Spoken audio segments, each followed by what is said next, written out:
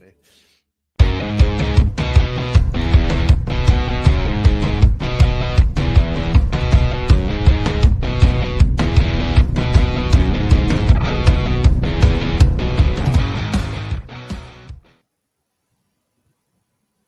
Hello and welcome to the Wednesday pod presented by This Is Ibrox. I'm your host, Kyle McLean, and as always, I'm joined by two brilliant guests this week. I think we were just talking about they were a wee bit worried about what we were going to chat about before we came on, but then Rangers answered the call and dropped a nice Patrick Stewart-shaped interview for us. Firstly, Ian, how are you today? How are you getting on? I'm good, mate. Yeah. Obviously on the back of a win at the weekend, so there's some positives there. Try and start positive for once. But no, I'm all good, mate. Again, like you said, it's been quite a busy day out of nowhere. With the kind of recent breaking news about a possible takeover, the Stewart interview. So yeah, suddenly there's quite a lot to talk about. So Rangers, don't let us down as always. Yeah. You said that's with things to talk about. With things to talk about. Let me just stress that point straight away. You've started this podcast way more positively than I was expecting anybody to do that. About a win and plenty of stuff to talk about. Kyran, how are you getting on as well? Especially since the fact that there's NFL chat surrounding rumours. I'm never shy in talking about the NFL. I'm glad we've got something to talk about. It's almost like it was fate this afternoon when you put it in the group chat saying, I've got no idea what to put in this agenda. And all of a sudden, like Twitter starts going mad. We start getting chat at takeovers and we eventually get Patrick Stewart climbing out from under a rock and actually giving us something to talk about. So, my second pod in a week. So if anybody's fed up at the sight of me, then fair play. But I'll try my best to entertain. No, that's we're all happy you're back on, Kyran, so don't you worry about it. Listen, as we've said there on today's show, we'll be discussing the Rangers Chief Executive Officer's interview that he gave in RTV, just sort of dropped out of nowhere. I don't think any of us were really expecting it to come. Interestingly enough, though, when you initially watch it, you think he's just addressing some of the points, and then later on he goes on to say that it's actually to discuss the review that's going on at Rangers. But yeah, we could dig into some of the answers, what he had to say about Philippe Clement, especially the chat and a technical director. I think that's one of the massive takeaway points from it. Discuss this root and branch internal review. That's a phrase I never really heard before until the last couple of weeks, is root and branch. And talk about the reasons the fans should be optimistic as well. But Ian, I'll come to you first in here before we get into the specifics of the interview. I'm going to section up into sort of various parts that he's been talking about. If there's anybody in the comments that's got anything they want to ask, fire in, and I'll spring it on the guys as well. We all know we love an unexpected question here at This Is Ibrox. But what did you make overall of that interview, Ian?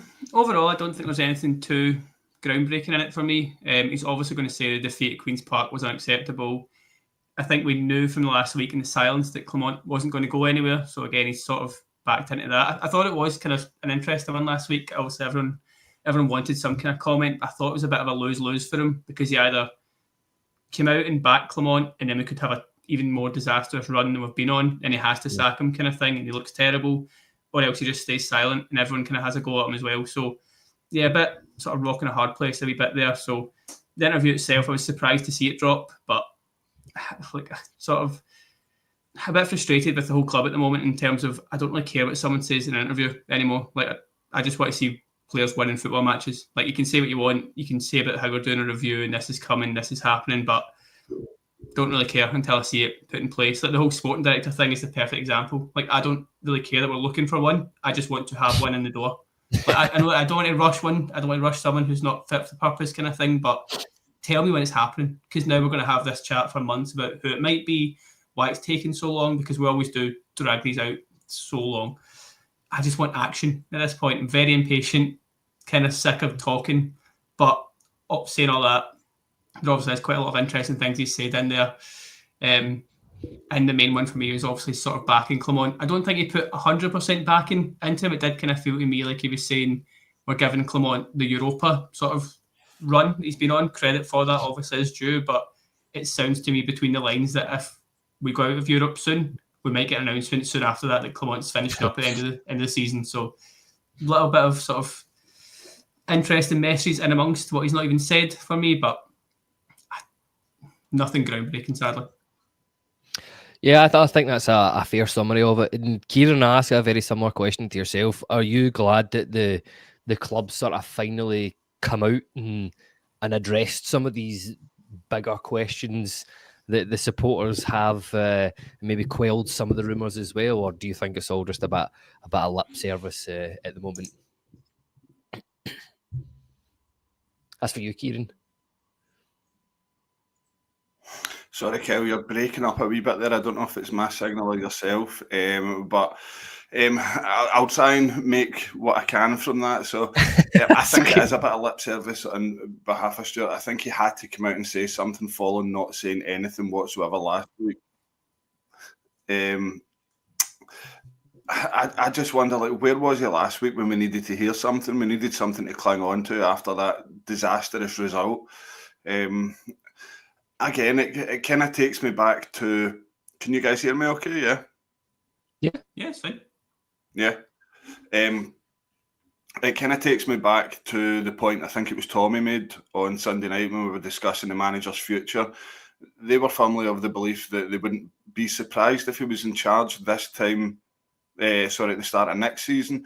The more I think about it, I'm trying to put myself in the shoes of the board and Patrick Stewart and trying to think, what is the thinking behind them keeping them on? I firmly believe that they're under the understanding that they think that he's the best man to get us through Champions League playoffs. If you think about it, he spoke about in that statement about how well he's done with the Europa run, the games that we've got upcoming, and stability. And I think, did they not phrase something along the lines of, I'm not going to make quick decisions? Yeah. So to me, that sounds like, reading between the lines again, I think they believe that Clement will give us the best chance of getting through the Champions League qualifiers. And I just don't know. I just don't know if that's the best idea, because if he doesn't, we know that he has got no credibility when it comes to domestic Scottish football. We're going to paper over cracks again, and we're going to be back to square one.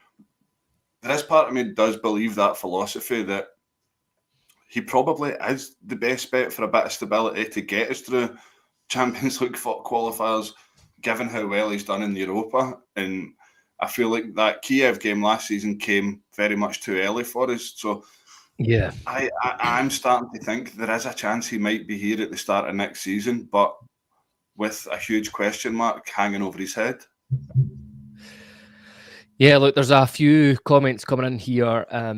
Steve G says, I think going by what he said, there seems to be what the club are aiming for and what Stewart has aims for. Stewart does seem to have a better football brain rather than the Rangers men and the board.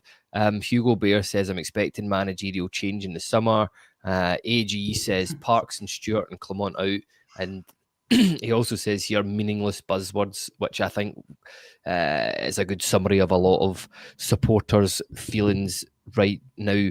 Ian, I'll move on to a bit that you sort of said was perhaps the most interesting fact about the whole thing when he was talking about basically backing Philippe Clement. I did find it very interesting. He said, be judging his results, but I don't know. That doesn't seem to be the case based off of the Queen's Park result. But he began the interview by just describing the Queen's Park result as disastrous and unacceptable. He was then asked why Philippe Clement was still the manager of Rangers Football Club. And he summed up by saying, I'll go back to what I said in January. I'm paraphrasing this a wee bit here. We've been underperforming for a club for several seasons now, and it's not just down to one manager. We've changed manager before. It's not made a difference. Right now, I'm focused on addressing the root cause. If we don't fix those, it's like trying to repair a broken house by starting with the ceiling instead of the foundations. I'm digging into those foundations to ensure we fix the real problems. I said this before. I'm not here to make popular decisions or chase quick wins. I don't want to repeat the mistakes of the past. Is that what do you think about that? Do you think that's a satisfactory answer, basically? I don't think so. I don't get how you can say in the same sentence that the Queen's Park result is unacceptable, and yet no one has really, nothing's came of it. Anyway, there was no change. Like, for me, that result is so bad, purely in isolation, that he should have been gone. Like, there's obviously the facts we've all heard about not losing to a lower league team at home in the Cup, the worst result in X amount of time, possibly ever. I just don't get how you can get through that, or have, like, even if you had credit in the bank, even if we were in a title race, I think there'd be questions asked of a manager going out in that manner. So to have no credibility, to have the domestic season over, and yet still like going, I just don't get it. The flip side of that, I can understand it. I think, again, what he was sort of saying is this football review is underway. We're going through this. It sounds like he's just wanting to get to the conclusion of that before making any, like, what would be a rash decision. And like you said, he did mention that he's not here to make popular decisions. He's not making snap decisions. He wants to weigh everything up. It's not what any of us want to hear, to be honest. I think majority of fans are sort of finished with Clement, but there was a comment there a couple of minutes ago. I lost who it was from. Dunn, I think it was, saying that we're chasing money instead of trophies. It does kind of seem that way, especially with how he was sort of re-emphasising how well he's done in Europe. It goes back to Kieran's point there. Do they see him as being a European manager for us in terms of he might get us through Champions League? That obviously gets us a pile of money, and I get that. But if you're not having domestic success, I don't think any of us are going to accept, a decent Champions League or Europa League run and not winning trophies season on season. I just don't get how that's deemed as possibly acceptable. And that's kind of the vibe I'm getting from that interview. It's, yes, we know that's where the money is. We know we're going to make a lot more from anything we do in Europe compared to domestically. But if you don't have domestic success, it means absolutely nothing to us. Like, we don't care. So I don't know if Stewart quite gets that side of things. See, to slightly counter that, Ian, can you see us winning trophies domestically without having that sort of money injection that we really, really need just now? I mean, we're seeing a share issue this morning of something like 3.6 million. I'm not sure what costs that's to cover, but at the moment we're in desperate need of investment that we can go and spend on players and sort of reinvigorate the squad, which we've not had in such a long time. You look at some of the players that are out there that we've just not had the money to buy. Steve G says it there, we're 20 plus million in debt. I don't know if we're in debt by that, but it was a 17.5 million loss in the most recent books that came out. So, yeah, I do feel like the first step of that sort of, I don't know how they're putting it, like that medium term would be to get money in, to then invest it, to then go and win trophies.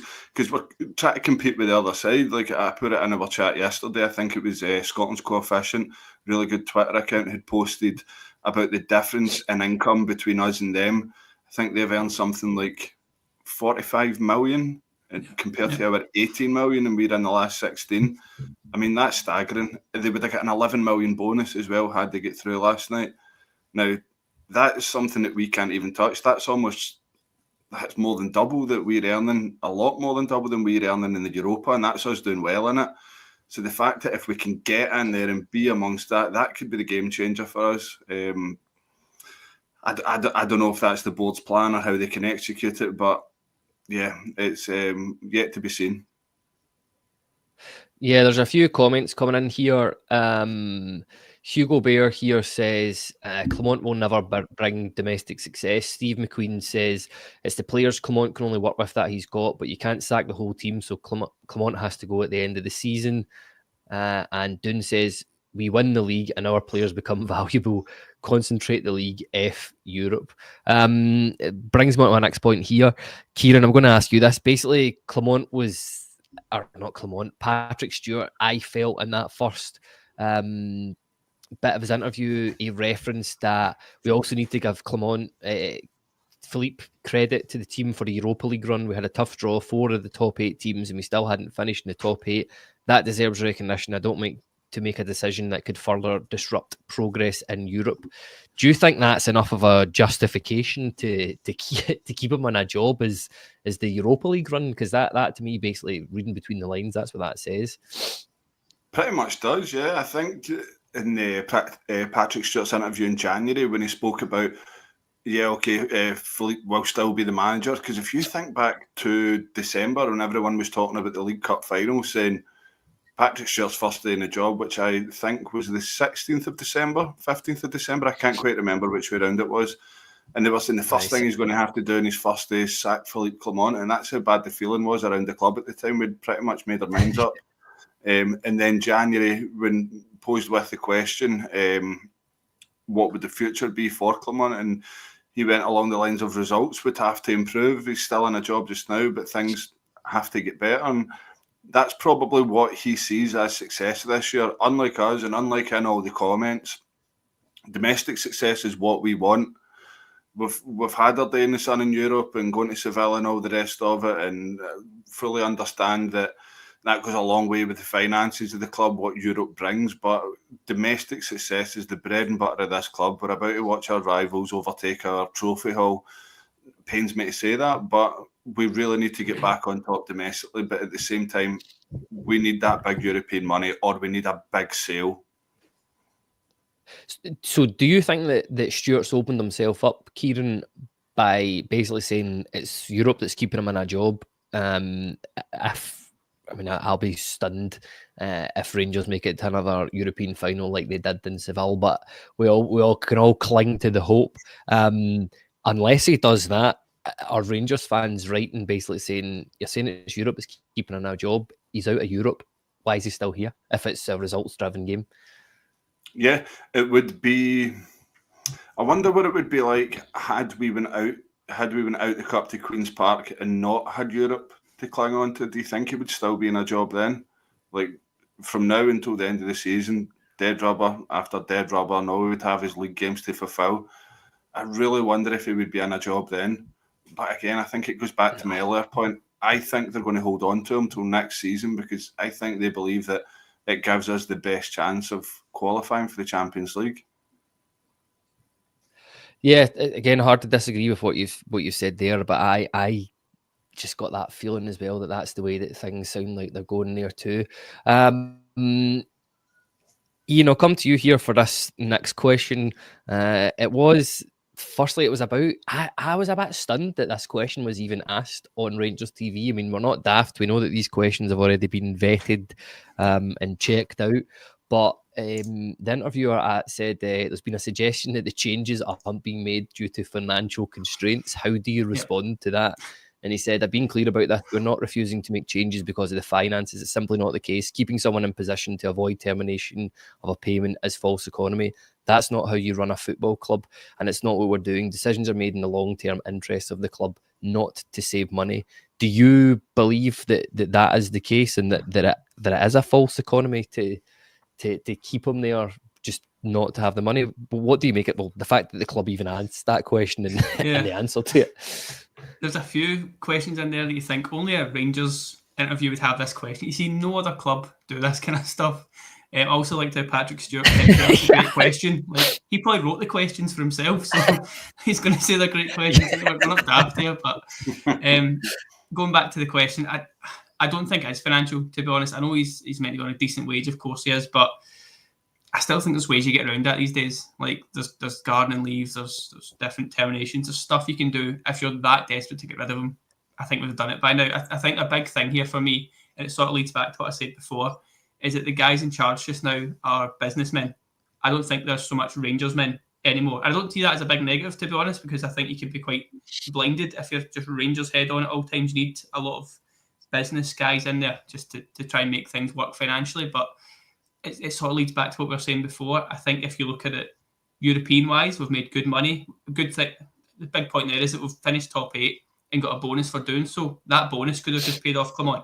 So I don't think it is financial at all. Obviously a bit of irony in there that Clement's earned that money and we're using it to maybe sack him. So it's a bit strange one. But I just feel like if it was if it was Rangers guys in charge, he would be gone because there's no trophies to be won anymore. Whereas business hat on, he has made the club money at a time where we're obviously making savings elsewhere and like the wages and sort of getting fees in and stuff. So financially, things are probably going okay for us. It's just on the park stuff that's a disaster. So as a fan, that's absolute worst case scenario. But from a business side of it, Clement's probably done a pretty good job in their eyes. So I do understand it. It's just not what we want to see. And you guys saying that you think he might stay on beyond this summer is making me feel queasy. So I just need him gone. Again, I'm very interested to see if we go out of Europe, what happens like a day or two after that. But maybe he'll just win Europa League and shut me up. Maybe that's how we go from here. That'd be an okay season in the end, I guess. So we'll pin our hats on that happening.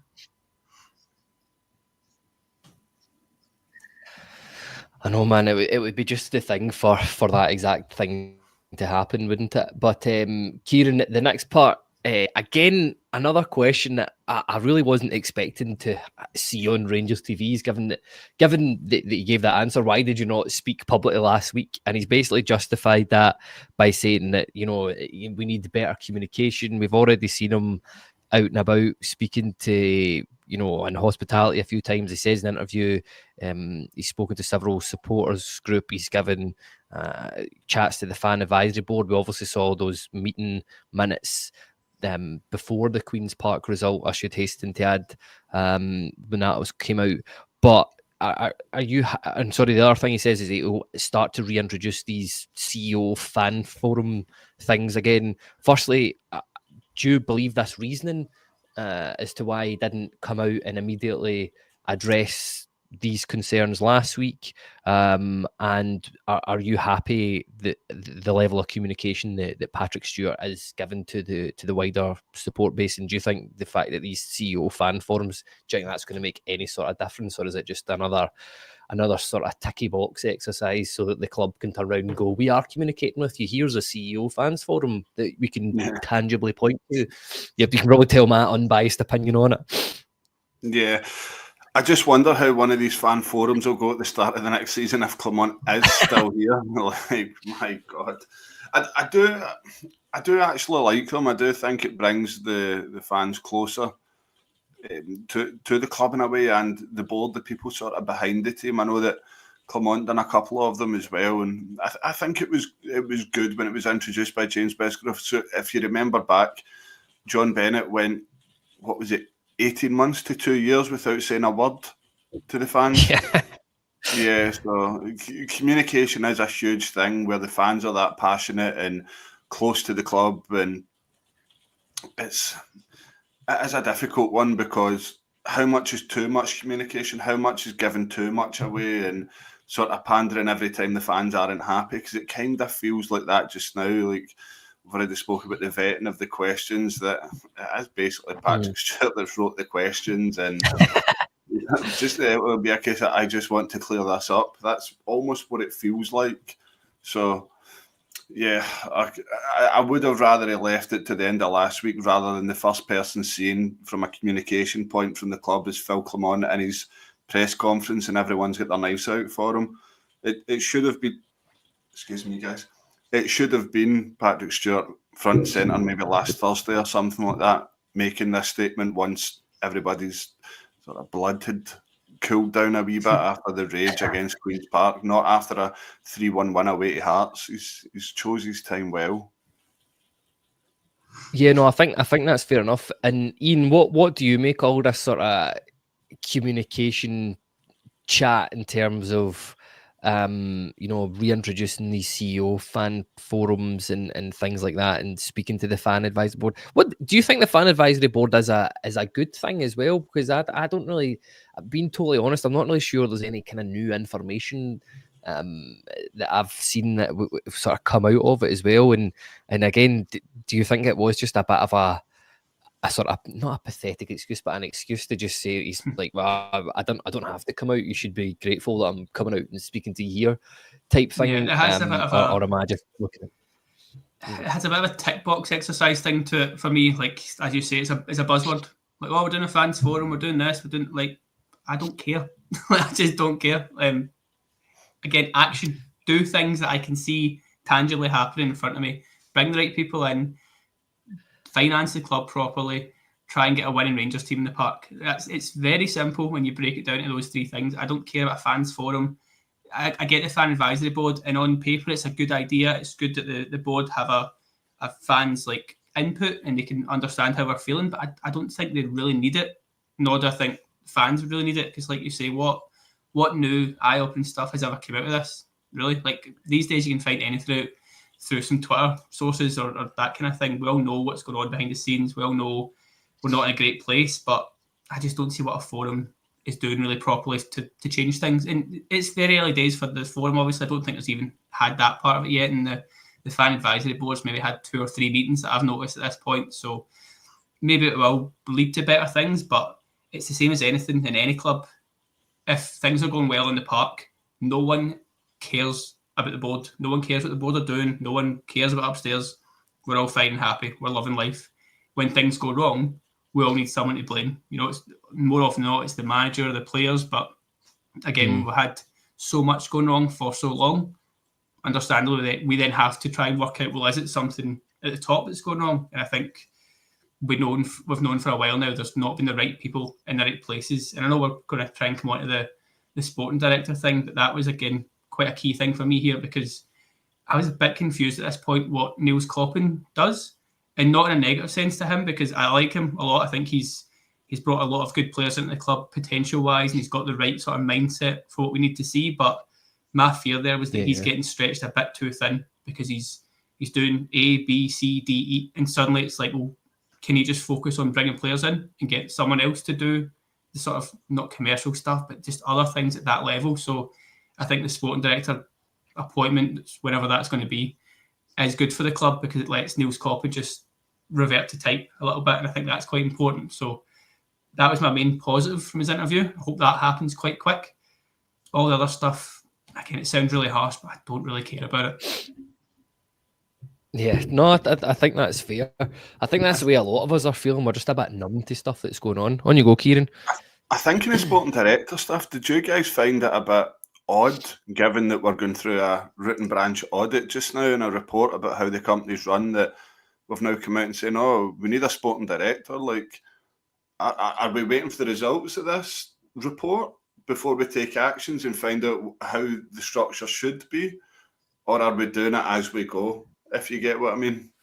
Like, we weren't meant to get the results of this till April, and then all of a sudden we're appointing like a sporting director. That's a pretty big role at a club that has to get a report to find out how the structure of the business should be run. My thinking on that, because like you say, you'd think you'd get the full list of like results at the end of this process, which you said is going to be nearer the season finishing. But unless this has been such an eye-opening, like, why have you not got a sporting director? Like, he says it himself, every or the majority of major clubs across Europe now have a sporting director.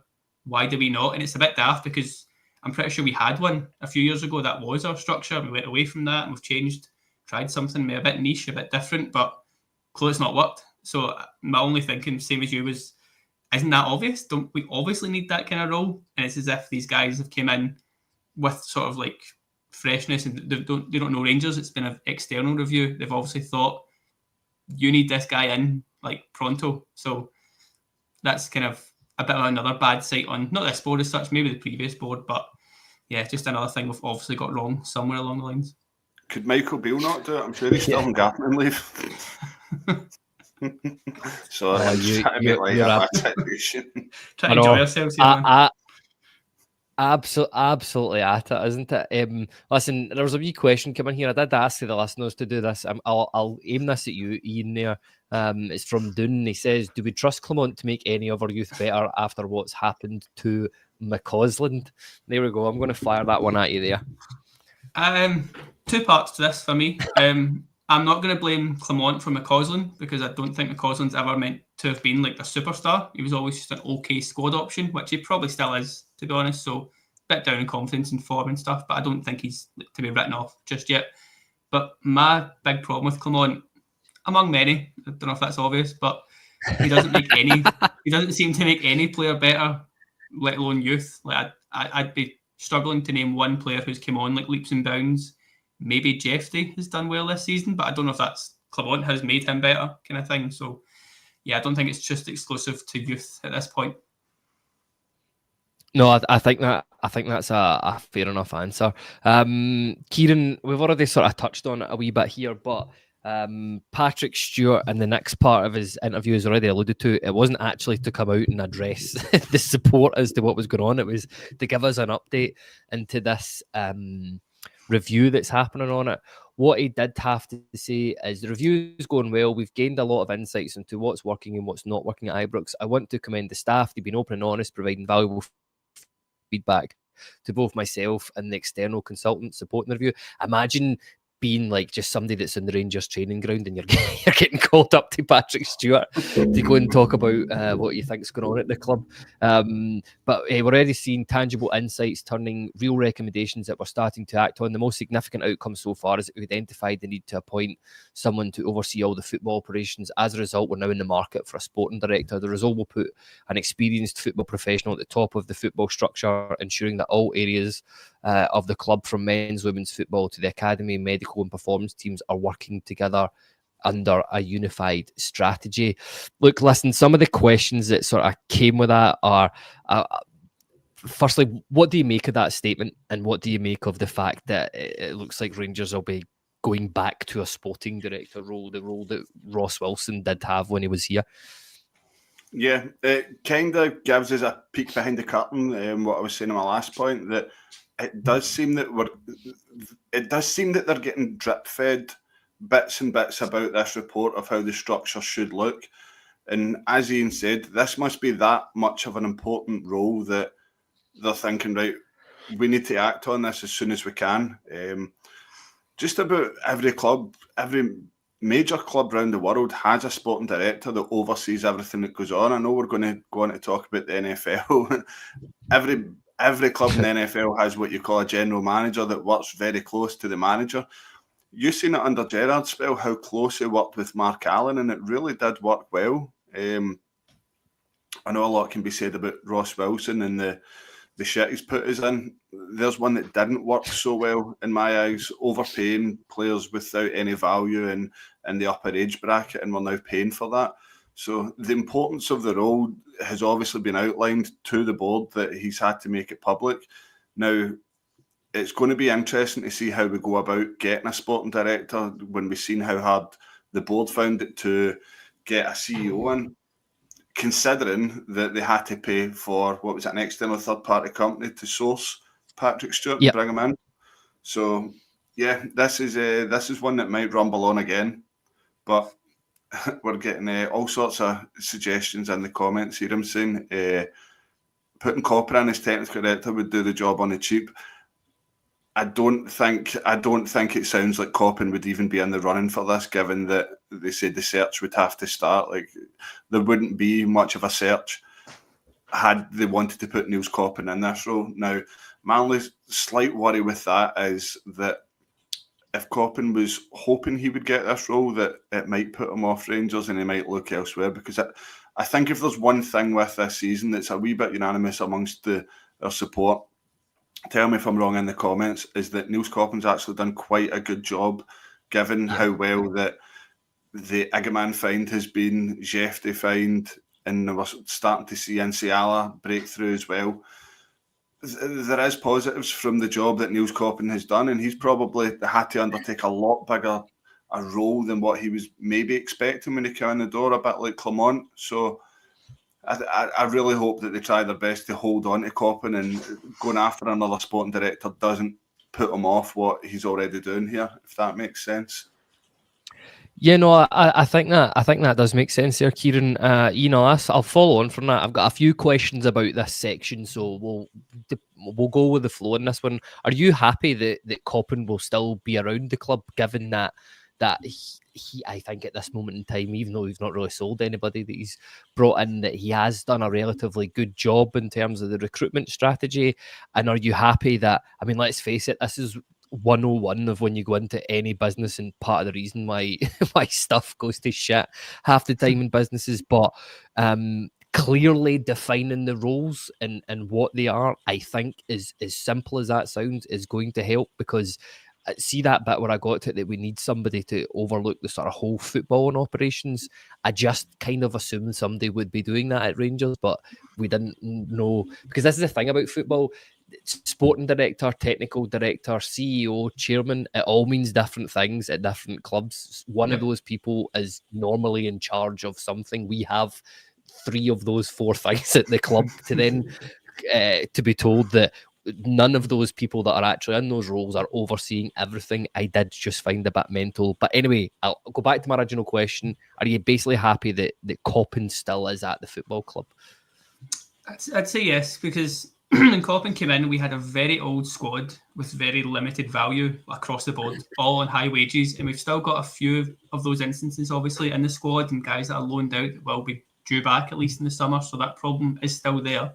But at least from Koppen's viewpoint, he's now brought some value. Like, we obviously might look a little silly now after the last few weeks, but we had Jeffrey linked to Chelsea. We had Igaman linked to Spurs.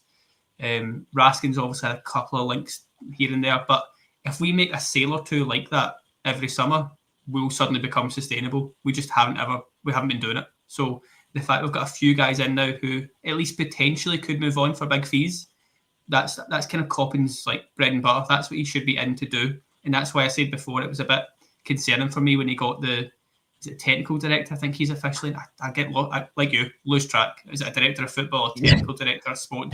Don't know. So the role that I think he was brought in to do was pretty much just around like your chief scout, your kind of main guy in charge of identifying a player, bringing him in, and maybe then being the same guy who sells players on the other end of that. So I think that's what Koppen was brought in to do. I think that's what he seems to be decent at least. Early days still overall, but he's got at least some positives in there. I think he has to be kept in that kind of field. And like I say, I was a bit concerned that he was getting all these different jobs and tasks and roles, which might take him away from that. Like I don't know, again, like you, how it operates like day to day and that kind of thing, but that's how I viewed that when he got that promotion. So I think the sporting director coming in now, maybe just to oversee that process, maybe with a different pair of eyes, just to help Koppen, to give him a bit more space and time to do his day-to-day stuff, I think is a positive. Again, like we were saying before, it seems to be a sort of tap in that every big football club has this one guy. And there was a comment about it before, like we do need people to blame if things go wrong. Whereas at Rangers the last few years, everyone's sort of moved roles and departments, and you see the same name, maybe get a different job, and then suddenly they're away. New guy comes in, same process, they're away. Like there has to be one continuity in these kind of roles, because that's how the best football clubs are run. Like you always hear how like Brentford, Brighton, Bournemouth, these aren't massive clubs, but because they've got a great structure and people stay for long terms and they do projects and plans that then work out, they become sustainable, they become profitable. It's not rocket science really, just a bit of sustainability, a bit of careful planning, and keeping these guys in roles can only be good for us because it's just been so much chopping and changing.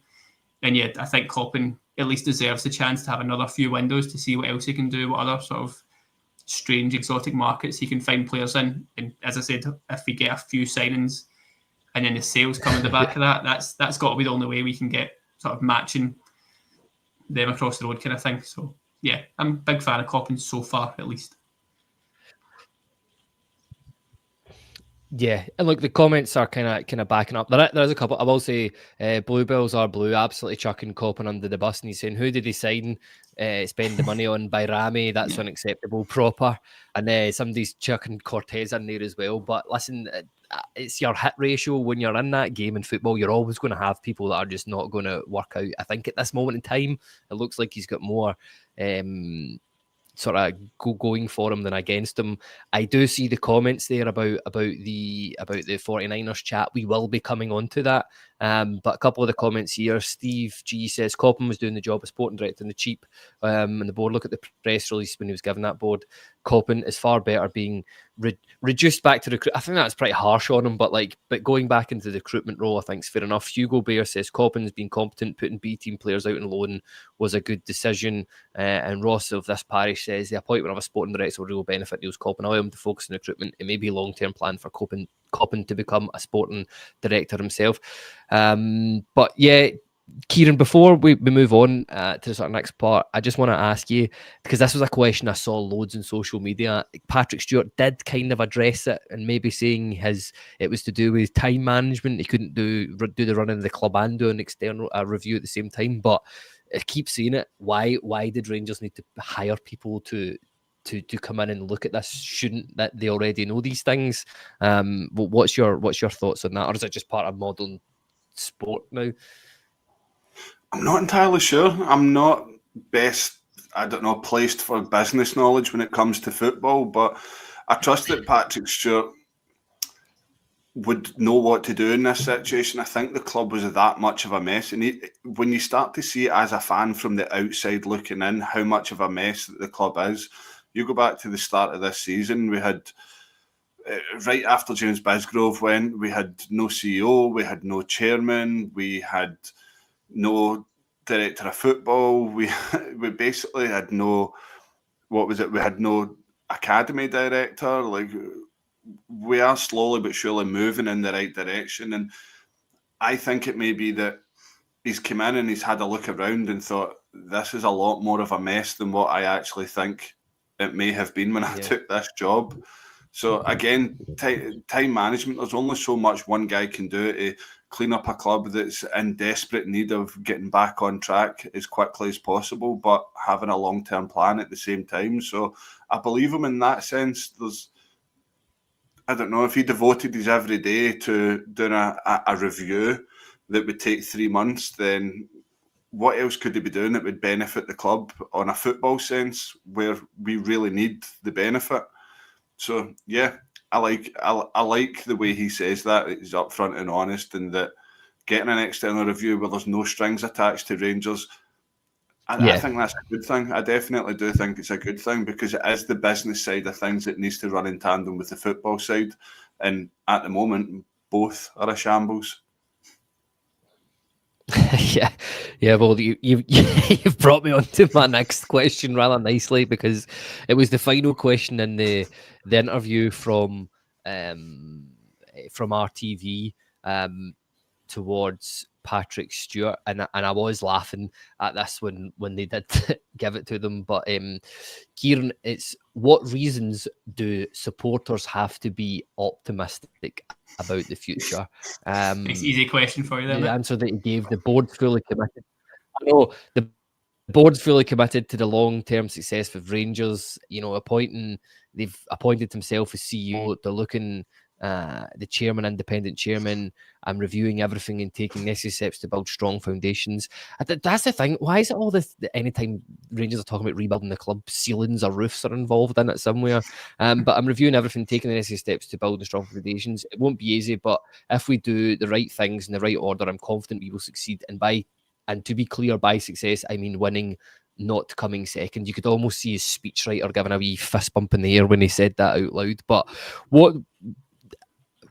I'll ask you, do you feel more optimistic having listened to his interview? No. That's for you, Keith.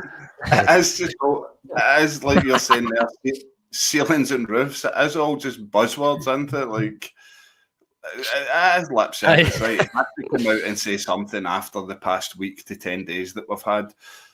I can't say I'm optimistic towards next season. The things that make you feel optimistic towards next season is a new manager, potential new signings. I was going to say stadium expansion there, but we all know how that went. Things that are quite positive going on around the club, and there's just not much of it at the moment. We've really not got much to cling on to. So no, I don't feel any different than I did before the interview. I feel like we need something positive to come out. Maybe this 49ers chat is what we need, or you don't know, is this maybe something that's been planted in the press, given that season ticket renewals will come out at the end of next month, that the fans have been fed something a wee bit here with the hope that we could be going you old skeptic, you. I know, I'm being a bit cynical now. I just don't know. I think the club are going to have to push something positive to the fans to get us back on board, because people they're not really having it any longer. I do get we're a loyal fan base and 99% of fans will renew their season tickets and stuff, but it's everything else that comes with it. Like, the attendances are really going to take a hit from now until the end of the season, bar the European game, and that's not good to see. A club the size of Rangers, it shouldn't be like this. Yeah, agreed. So there's a couple of comments here. Tommy's Cardigan says optimistic because it can't get any worse. And Hugo Bear says I'm more optimistic that the club will be properly run. That's fair to say. We'll see. That I think that's one we'll just have to sit back and see if it will be properly run, because we've seen this all before. Yeah, that's the thing. We've heard it all before, haven't we? And Ian, I'll ask you the same question. Do you feel more optimistic having listened to that interview and that there's a bit more? Because again, playing devil's advocate, this is the thing that we have complained most about as fans. Kyran alluded to it there. He didn't hear a peep for John Bennett after him saying he was going to come out and communicate with us for 18 months. And then he did. The next time he said something, he was gone. So as Patrick Stewart come out, to be fair, I think I've watched interviews where the questions have been less harsh than this. I think he actually front-faced a lot of the sort of more difficult issues to address, shall we say. But yeah, do you feel more optimistic after that? Same as Kyran, I can't sit here and lie. I don't feel great, kind of thing. I think, like you say, the questions were interesting because we're making a joke that he's probably wrote these himself and he's planned his answer and he's got his media training and all this kind of stuff. But they are quite hard-hitting questions at the same time. Like I mentioned right at the start, you don't see many other clubs directly asking the guy in charge, why is your manager still in charge? Why is your manager still not been sacked? Like, that's mad. Is it a financial issue he's not been sacked? It's like the sort of questions you'd expect to see on Twitter from like maniacs, not you asking your direct owner if that's the case. Sorry, I said it right at the start. I'm kind of sick of interviews. Like I was reminded of the one Bennett done maybe a year or so ago when it was the same idea, like we want to put the best standards in place. We talked about pillars and all this buzzwords. It's just buzzwords. I want to see action. I need to see action. I need to see things that make me go, okay, that is a positive step and we're doing the right thing there. Maybe that will be coming on the back of this. Obviously, we know this review is going to be sort of concluding in the coming months. I don't think we'll get the actual detail and result of that. Obviously, from a fan point of view, I'm not just going to publish that massively, but if you then see certain appointments or certain people getting removed, and even sort of the main thing we're all going to look for is transfers. What's our budgets? What's the plan? Like last summer was dominated by like, will Goldson stay or go? Will Tav stay or go?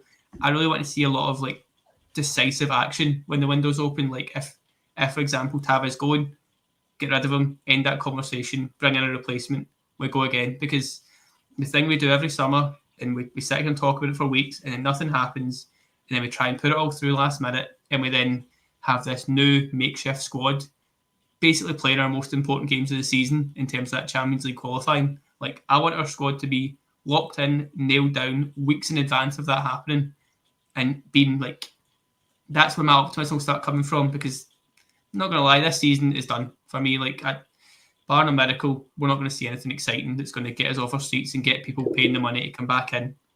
If you then see some action, see some signings, see some appointments, for me, that's the only way to bring proper optimism back. It's not going to be a 13-minute interview where a guy who's wrote his own questions is answering his own questions. So I'm going to need to see some more tangible things before I'm getting properly optimistic about the club again. Whether that's a takeover, maybe, that might change things. But as of this exact moment, I'll give you a positive spin. At least it's not Charles Greenface Hospital bed in front of the Christmas tree in the main stand. What a club. Well, honestly. You're right. It can never be worse than that. But listen, you've taken the words right out of my mouth there, Ian, in terms of something to be optimistic about here. It was Ross. He just sent me through the first message on my phone, and my phone has started going mental in the last 10 minutes, by the way, because as Fraser McDonald here says, don't worry, boys, the Americans are coming. So initially it was Keith Jackson, and I've put here in my notes, make of that what you will, but there's a bit more of a reliable source coming through here in terms of Chris Jack. He's on his Twitter put out a story, says Rangers shareholders are in discussion with American investors over a potential takeover at Ibrox. Going into a wee bit of the bones of it, it does seem to be a bit of an advanced stage. What that looks like, I've got no idea how much money would be going in, got no idea. It's the guy, I normally have a go at names, but Parag Marta. You can pick me up on that here, Kyran. He is in charge of the San Francisco's 49ers investment arm. He would be leading a consortium to buy shares, basically, in Rangers to become for the consortium to be the biggest single shareholder at the club. Just a sort of rundown on who's got what. Dave King's got about 13% of the shares. Douglas Park sitting on 12%. Greg Taylor and Stuart Gibson roughly 10%. John Bennett owns about 7%. And Walt Hart, and I can't read my own, I think it's Halstow or something like that. They own about 12% of the shares. So that's a lot of people they've got to come in, convince, and pay enough money to get those shares at.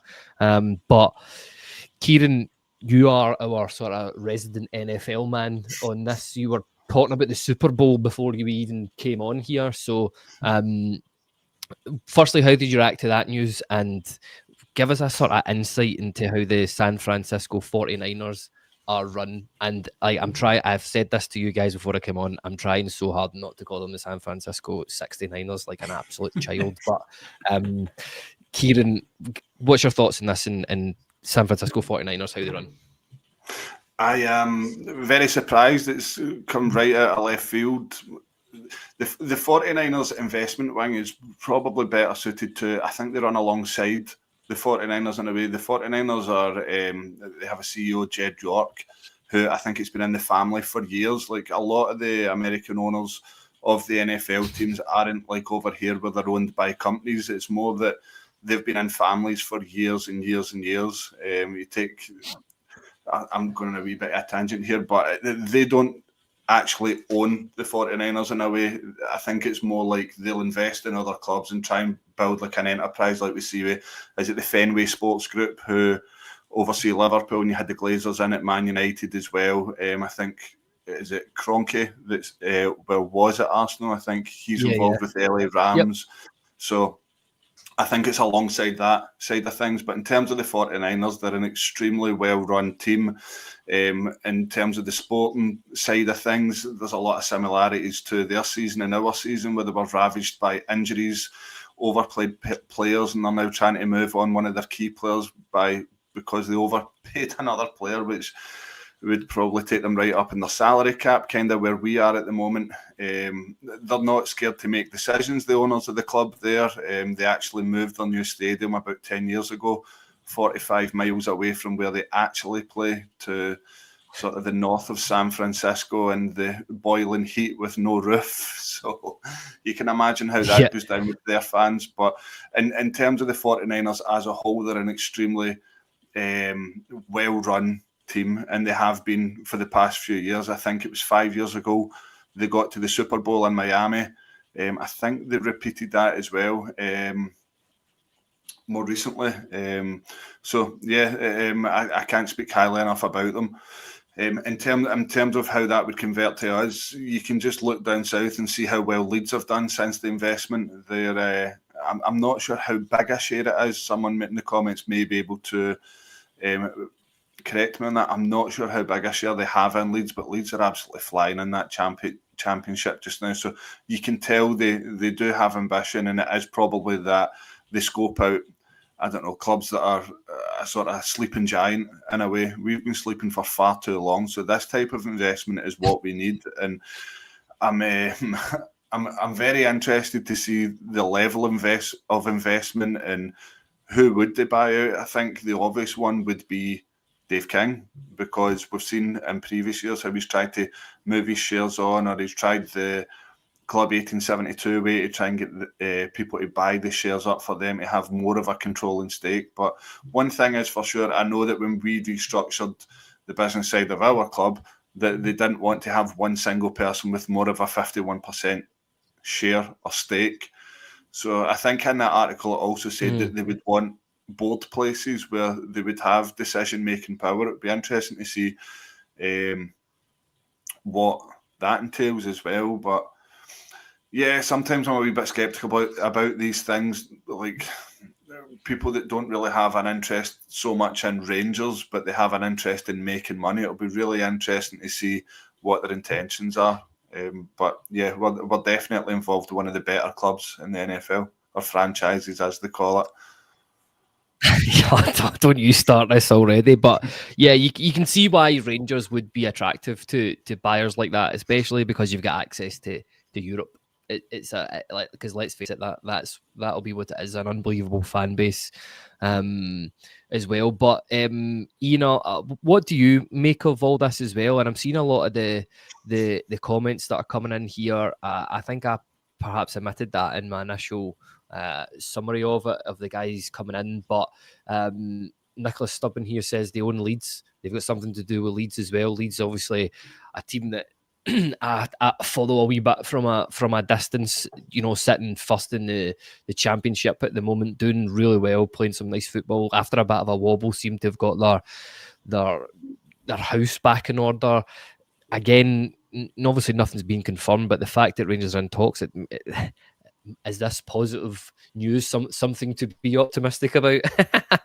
Yeah, we need something. I know nothing about NFL, so I'm not going to talk about the 49ers in any way. When Kyran said about general managers earlier, I was just thinking of wrestling, and Raw and SmackDown have general managers. That's as far as my American sport knowledge goes. I'm up for talking about that too. Good, that's good. But see, to be honest, there was always been the rumours with us with like Red Bull and a possible takeover there, and people are always a bit wary. Or they're going to make us like Red Bull Rangers, or rename Ibrox, or change Broxy or Red Bull or something. But I am all for this kind of investment. Like, we as a club need this because we don't get enough domestically. Like, we simply, cards on the table, we do not get enough money domestically for what we want and what we need to see on the field, kind of thing.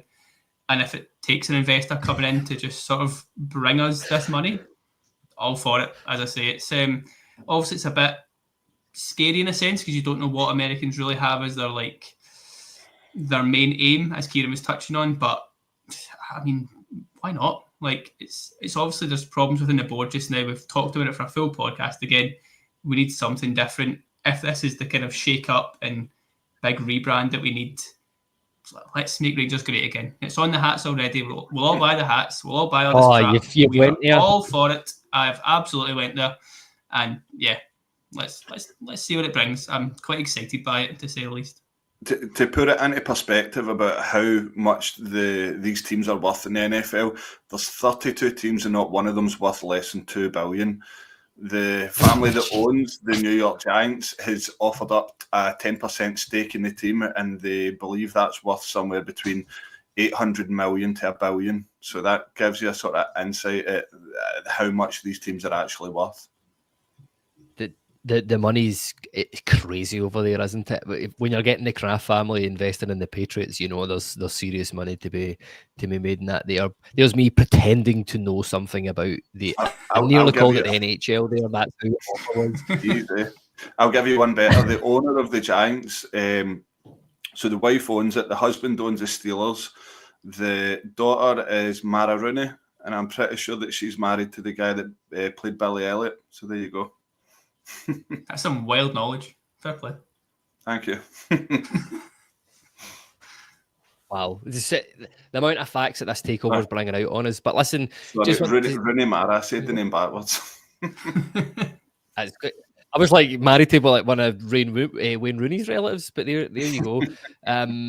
But listen, just want to say thank you to both my guests. Thank you to everybody that was interacting with the podcast, leaving the questions. That was actually quite funny towards the end there. And I'm going to leave you with this comment here. And it says, red, white and blue Bulls. Take care, everybody. Thanks for joining. And I'll see you all again